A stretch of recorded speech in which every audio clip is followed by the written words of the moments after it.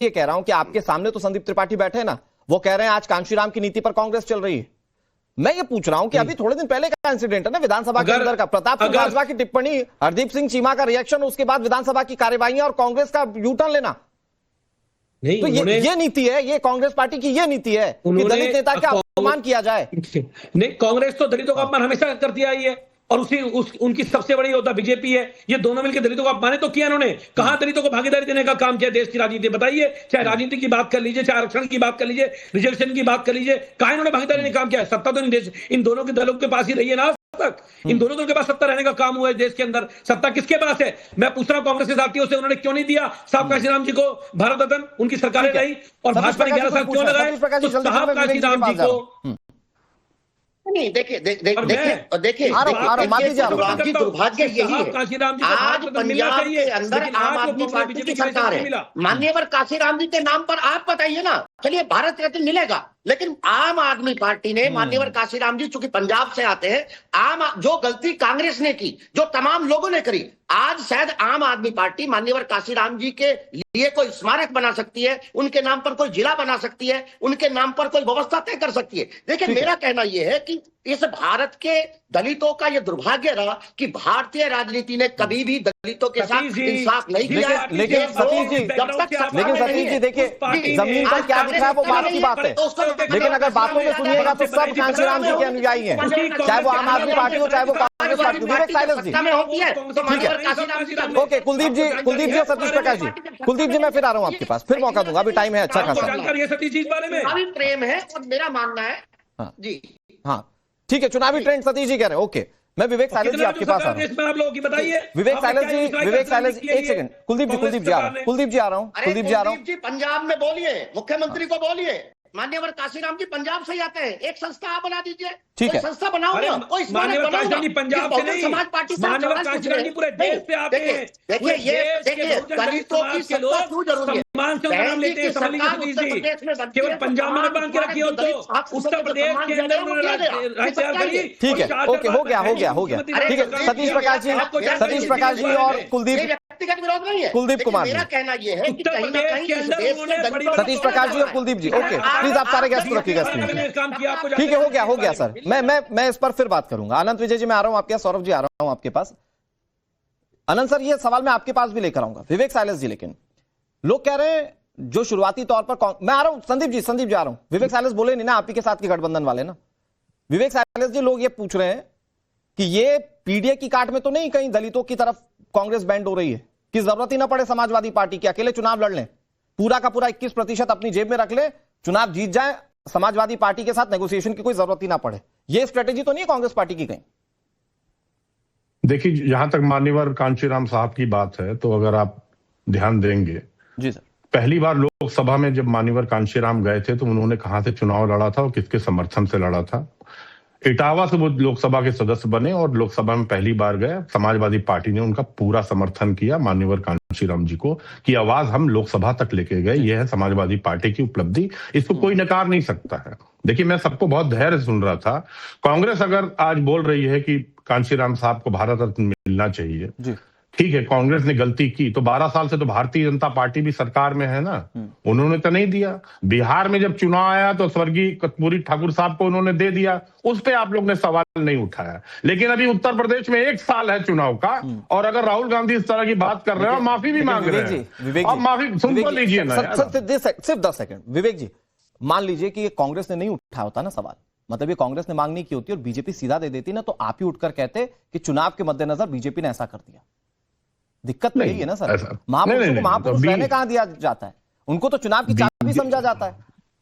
BJP और खासतौर से उत्तर प्रदेश की सरकार दलित विरोधी सरकार है। दलितों के सबसे ज्यादा उत्पीड़न अगर हिंदुस्तान में कहीं हो रहे हैं तो भारतीय जनता पार्टी की सरकार में उत्तर प्रदेश में हो रही है। एनसीआरबी का डाटा कह रहा है, आप क्या बात कर रहे हैं? कांशीराम साहब जो है दलितों के मसीहा थे, दलितों को उठाने उत्थान करने वाले वही थे।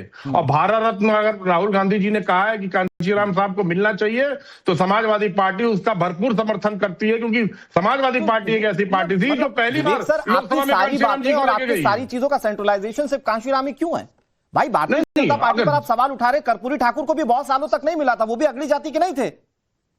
बिल्कुल आपकी बात सही है। और जहां तक बीजेपी ने दिया ना चुनाव के ही बहाने, क्या कांग्रेस पार्टी ने सत्ता में रहते हुए दिया? में जीते जी सुनिए मेरी बात कुलदीप सर आ रहा हूँ। हाँ, मैं एकदम शांति से बैठा रहा जी। देखिए, जहां तक बीएसपी की बात है, आज बीएसपी के बारे में किसी हमारे पैनलिस्ट ने कहा, बिल्कुल सही कहा। मायावती जी का क्या है, मायावती जी आज आवाज उठा सकती है क्या? इतनी बड़ी पार्टी जो कांशीराम जी ने बनाई, आज एक विधायक है, एक लोकसभा में एक भी सदस्य नहीं है और राज्यसभा में एक है। ये हाल हो गया भारतीय जनता पार्टी, ये हाल हो गया। मान्यवर काशीराम जी के नाम पर जो संस्थाएं बहुजन समाज पार्टी ने बनाई, समाजवादी पार्टी ने टाइप 8 के बंगले में रहना मायावती जी को मुबारक हो। उन्होंने राजनीति बिल्कुल भारतीय जनता पार्टी के चरणों में गिरवी कर दी है। अगर आकाश आनंद कुछ बोलते हैं सवाल ड्रॉप कर दिया, उनको पार्टी से निकाल देती है। आ रहा हूँ संदीप जी, आ रहा हूँ। अगर आकाश आनंद भारतीय जनता पार्टी में सवाल उठाते हैं तो बीएसपी उनको पार्टी से बाहर कर देती है। ये हाल है भारतीय जनता पार्टी की। लोग तो यहाँ तक कहते हैं कि भारतीय जनता पार्टी बीएसपी के टिकट तय करती है। लोग तो यहाँ भी कहते हैं।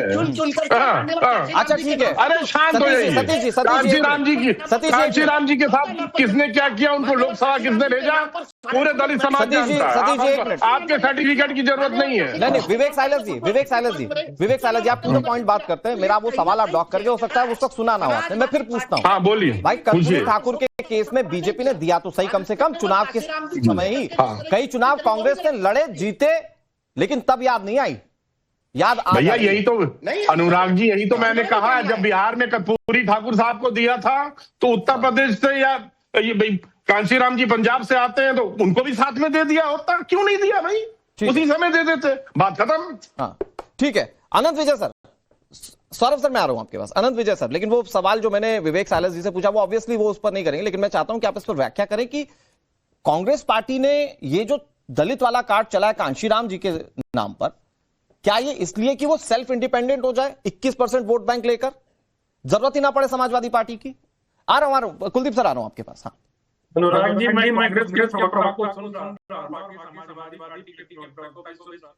आनंद सर, आपकी आवाज में फिर इशू आ रहा है, इको आ रहा है आपकी आवाज में, इसको मैं दुरुस्त करवा के फिर आ रहा हूं आपके पास। कुलदीप जी कुछ कहना चाह रहे? कुलदीप जी जल्दी से कह लीजिए। हाँ, बिल्कुल। हाँ। जो अनुराग जी आप बात कर रहे थे अभी चीमा साहब की, चीमा साहब को कांग्रेस की जो सांसद उन्होंने कहा बंधुआ मजदूर। आप सोचिए कांग्रेस की आज भी ये कहना नहीं चाह रहा था सर, वो इस मानसिकता के साथ कांग्रेस आगे बढ़ रही है और फिर अपने आप को दलितों की हितैषी बताती है। और मैं कहता हूं कि कांशीराम साहब को तुरंत प्रभाव में भारत रत्न मिलना चाहिए। और ये 11 साल जो लटका के रखा भारतीय जनता पार्टी की सरकार ने, और दशकों तक जो कांग्रेस ने लटका के रखा है, दलितों का अपमान बाबा साहब और कांशीराम जी का अपमान करने का काम इन लोगों ने करने का काम किया है, क्योंकि दलितों को आगे नहीं बढ़ाएंगे। इस देश के अंदर तो जीते जी लोगों को भारत रत्न दिए गए, तो साहब कांशीराम साहब को क्यों नहीं दिया गया? और 11 साल के बाद बीजेपी ने क्यों नहीं दिया उनको भारत रत्न? मैं पूछना चाहता हूं उनसे। लीजिए सर, विपक्ष भी आवाज उठा रहा है। संदीप जी आप बताइए। भाई आप बंधुआ मजदूर कहते दलित नेताओं को, फिर कहे कांशीराम को आप दे दीजिए। भाई आप ही की पार्टी को लेकर कहते थे ना कि यहाँ सिर्फ चमचे पलते हैं। संदीप जी के पास जाइए, उसके पहले एक छोटी टिप्पणी कर दूं मैं। ठीक है आनंद जी, जल्दी से सर, आपकी आवाज थोड़ा। मैं सिर्फ ये कह रहा हूँ कि मान्यवर काशीराम जी ने एक किताब लिखी है, बहुत पतली सी किताब है, द चमचा एज, चमचा युग। चमचा युग में कांग्रेस के बारे में काशीराम जी ने क्या कहा है कि जितने दलितों को अंबेडकर के बाद कांग्रेस पार्टी ने एक टूल के तौर पर इस्तेमाल किया और बहुजन समाज को उससे दूर रहने की सख्त हिदायत दी है। अब मान्यवर काशीराम जी की बात मान लीजिए या राहुल गांधी की बात मान लीजिए, ये दलित समाज को तय करना है। ठीक है, मैं तो सिर्फ इतना कह रहा हूं कि श्रीमान राहुल गांधी जिस पत्रिका को कोट करके संसद में लहरा रहे थे नरवणे की किताब में, उसमें ही काशीराम जी के कई बयान प्रकाशित हैं, कृपया उसको देख लिया जाए। और वो अभी कह रहे थे संदीप जी की सोशल जस्टिस, मान्यवर काशीराम जी ने कभी सोशल जस्टिस की बात नहीं की, उन्होंने सोशल ट्रांसफॉर्मेशन की बात की। अगर कांग्रेस पार्टी सोशल ट्रांसफॉर्मेशन की बात करती है तो वो मान्यवर काशीराम जी के आगे आके बात कर सकती है। ठीक है।